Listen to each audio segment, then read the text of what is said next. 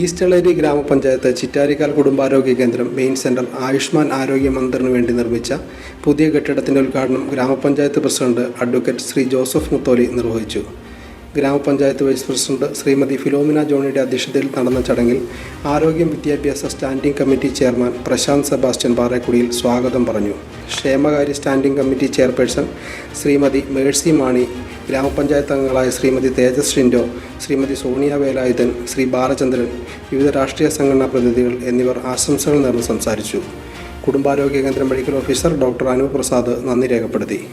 ആരോഗ്യ മേഖലയിൽ ഏറ്റവും മികച്ച രീതിയിൽ മുൻഗണന കൊടുത്തുള്ള പ്രവർത്തനങ്ങളാണ് ഈസ്റ്റളേരി ഗ്രാമപഞ്ചായത്ത് നടപ്പാക്കിക്കൊണ്ടിരിക്കുന്നത്. അടിസ്ഥാന സൗകര്യ വികസനങ്ങളിൽ മുൻപൊന്നും കാണാൻ കഴിയാത്തത്ര വലിയ ഒരു മുന്നേറ്റം ഈ കാലയളവിൽ നമുക്ക് നടത്താൻ കഴിഞ്ഞിട്ടുണ്ട്. ചിറ്റാരിക്കാൽ FHSക്ക് വേണ്ടിയിട്ട് ഉള്ള ഒരു പുതിയ കെട്ടിടം ഇതിൻ്റെ പിൻഭാഗത്ത് 3.45 കോടി രൂപ മുടക്കിൽ പണി പൂർത്തിയായിക്കൊണ്ടിരിക്കുകയാണ്. നമുക്ക് 8 സബ് സെൻ്ററുകളാണുള്ളത്. അതിൽ 2 സബ് സെൻ്ററുകൾക്ക് മാത്രമാണ് സ്വന്തമായിട്ട് കെട്ടിടങ്ങൾ ഇല്ലാതിരുന്നത്.